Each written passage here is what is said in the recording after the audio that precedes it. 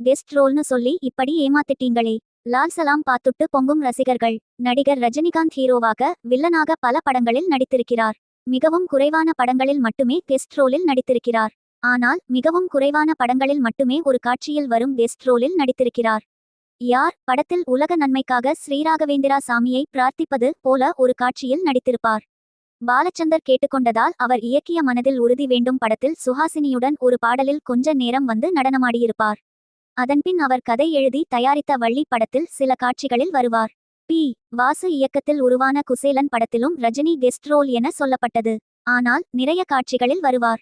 ஆனால் அந்த படம் எதிர்பார்த்த வெற்றியை பெறவில்லை. இப்போது மகள் ஐஸ்வர்யாவின் இயக்கத்தில் வெளியாகியுள்ள லால் சலாம் படத்திலும் ரஜினி கெஸ்ட் ரோலில் நடித்திருப்பதாகவே சொல்லப்பட்டது.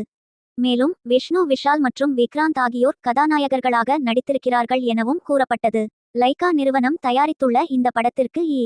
ஆர். ரஹ்மான்